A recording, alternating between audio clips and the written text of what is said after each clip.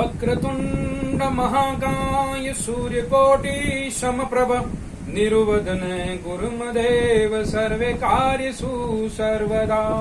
बोलिए गणपति महाराज की जय हो। सोलाखेड़ा नागदा ब्राह्मण समाज की जय हो।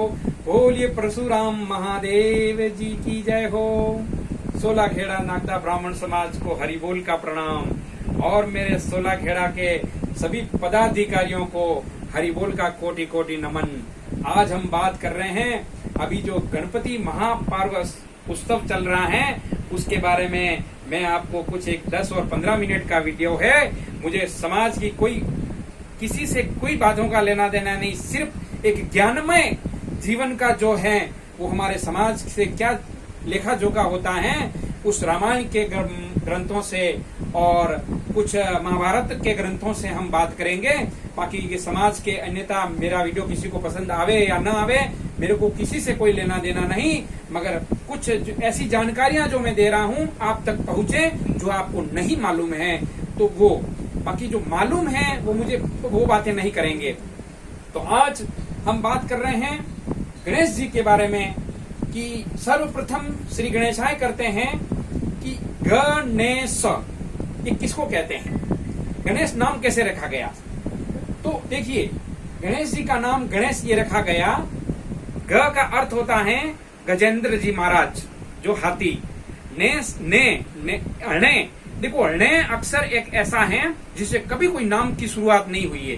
अण्य को ऐसा एक जो अण्य होता है ना उसको श्राप मिला हुआ है कि तेरे नाम से फर्स्ट स्टार्टिंग कभी नाम शुरू नहीं होगा, ये बीच में आएगा ये लास्ट में आएगा, पर पहले नाम से कभी अण्य से शुरू नहीं हुआ है। आप कभी भी कोई भी नाम चेक करके मुझे बताना हरि बोल आप गलत बोल रहे हो, ये अण्य ऐसा है ये बीच में आया है। तो इसको अण्य को न का शब्द दिया है, मतलब ग मतलब गजेंद्र महाराज जी और न मतलब नन्ना बालक और स मतलब शिव जी। शंकर जी ने यानी गजेंद्र महाराज जी का सिर नन्हे बालक के ऊपर शंकर जी ने लगाया, इसलिए इनको कहते हैं गणेश।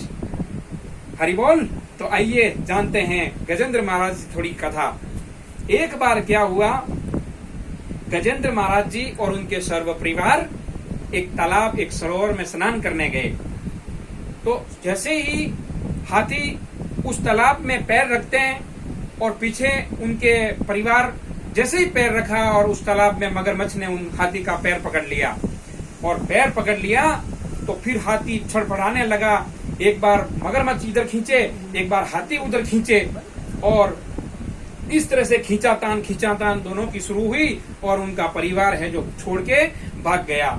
इसी तरह हमारा भी जीवन ऐसा ही है। अगर कहीं हमें करंट लग जाए तो करंट लग जाए, भले हमारे घनिष्ठ पति हो पुत्र हो कोई भी हो, मगर सब दूर भाग जाएंगे और हमको कोई छुएगा नहीं, क्योंकि सबको अपना अपना प्राण। ऐसा नहीं है कि ये मेरे प्रिय हैं मैं भी उनको जाके लिपट, कोई नहीं लिपटेगा। उसी तरह गजेंद्र महाराज को उनका परिवार छोड़ के सब किनारे पे भाग गए और वो अंदर उनकी मगरमच्छ की और दोनों की लड़ाई शुरू थी।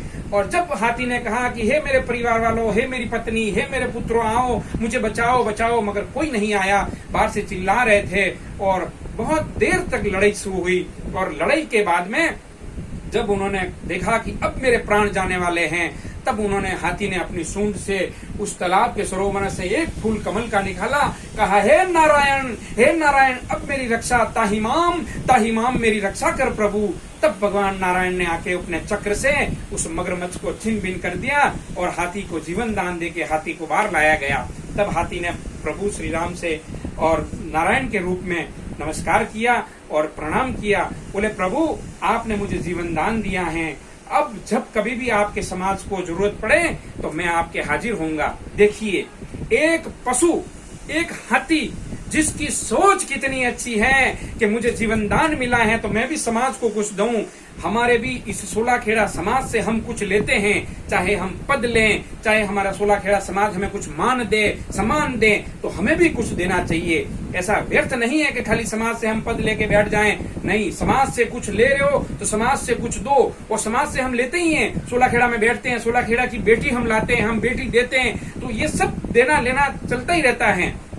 उसी तरह हाथी ने कहा, तब भगवान नारायण ने कहा कि कालांतर में हम जरूर आपसे सहयोग लेंगे। और उसी क्षण एक घटना हो गई जब पार्वती अपना गाय का रूप धारण करके गोबर करके और उस गोबर से गणपति जी को बना के अपने द्वार पे खड़ा रखा कि गणेश अगर कोई अंदर आए तो आए नहीं देना। ये कथा आपको मालूम है, मैं आगे आपको नहीं बताऊंगा। और तब उसी समय शिव जी आ जाते हैं और वो रोक देते हैं कि कौन हो, कि मैं मेरी माँ अंदर स्नान कर रही है, आप कौन हो। और झगड़ा जब हो जाता है तब शिव जी कहते हैं कि ऐसा पुत्र क्या काम का जो एक पिता को नहीं जानता, और ऐसी माता अपने पुत्र को जन्म देती है जो पति को नहीं मालूम कि ये मेरा पुत्र है।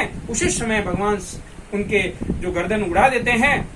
और तब पार्वती जी आते हैं कि पार्वती गुस्सा करने की जरूरत नहीं है, पति और पत्नी के द्वारा यज्ञ करके जो पुत्र प्राप्त होता है उसी को समाज स्वीकार करती है।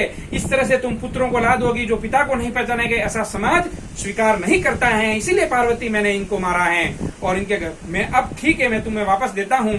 तभी जो गणेश का जो सिर उड़ाया गया, उस सिर को भगवान नारायण ने छिटक करके उसका नारियल बनाया गया, जो आज ये श्रीफल अपन कहते हैं।